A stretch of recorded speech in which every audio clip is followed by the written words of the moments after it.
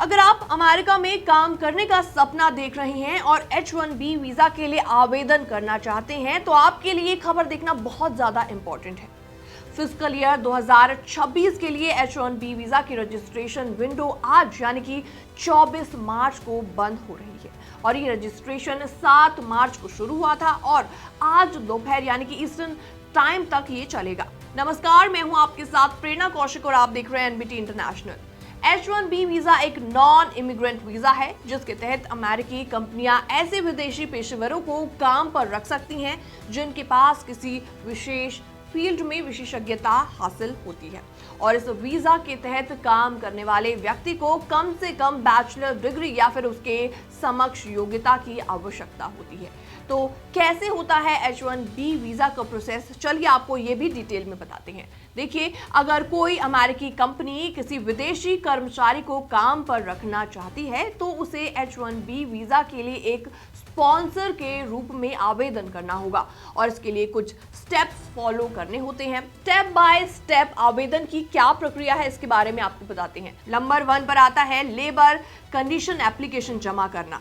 अमेरिकी कंपनी को सबसे पहले लेबर कंडीशन एप्लीकेशन यानी कि LCA को अमेरिकी श्रम विभाग के पास जमा करना होता है और इस पूरी प्रक्रिया में नियोक्ता को ये प्रमाणित करना होता है कि H1B वीजा धारक को उतनी ही सैलरी दी जाएगी जितनी उस क्षेत्र में समान पोजीशन पर काम करने वाले अन्य एम्प्लॉयज को दी जाती है। इसके अलावा नंबर 2 पर आता है I-129 फॉर्म जमा करना। जी हाँ, जब LCA अप्रूव हो जाता है तो नियोक्ता को फॉर्म I-129 यानी कि नॉन इमिग्रेंट वर्क पिटीशन जमा करनी होती है और ये फॉर्म USCIS के सही ऑफिस में या ऑनलाइन जमा किया जा सकता है। इसके अलावा नंबर 3 पर आता है वीजा आवेदन और अमेरिका में एंट्री। जी हाँ, जब फॉर्म I-129 अप्रूव हो जाता है तो विदेशी कर्मचारी को अमेरिकी वाणिज्य दूतावास या फिर एम्बेसी में जाकर वीजा के लिए आवेदन करना होता है।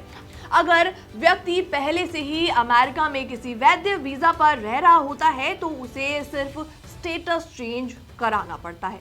वीजा मिलने के बाद व्यक्ति को अमेरिका में प्रवेश के लिए US custom and border protection से परमिशन भी लेनी होगी। H1B वीजा की लिमिटेड छूट होती है। जी हाँ, सालाना कोटा हर साल H1B वीजा की अधिकतर संख्या 65,000 तय की गई है। इसके अलावा 20,000 अतिरिक्त वीजा उन उम्मीदवारों के लिए सुरक्षित होते हैं, सिक्योर होते हैं जिन्होंने अमेरिका के किसी उच्च शिक्षण संस्थान से मास्टर्स डिग्री या फिर उससे ऊंची डिग्री प्राप्त की है। कुछ मामलों में छूट भी देखी गई है। अगर कोई व्यक्ति किसी शैक्षिक संस्थान, गैर लाभकारी शोध संगठन या फिर सरकारी अनुसंधान संगठन में काम कर रहा है तो उससे इस कोटे से छूट मिलती है।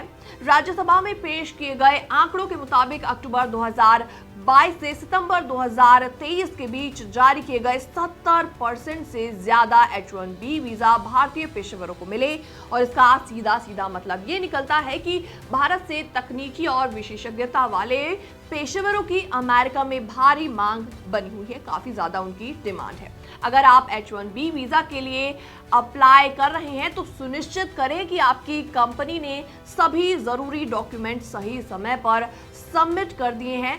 आज पंजीकृत की अंतिम तारीख है, आज लास्ट डेट है, इसलिए जिन उम्मीदवारों की प्रक्रिया अभी भी बाकी है उन्हें जल्द से जल्द उसे पूरा कर लेना चाहिए।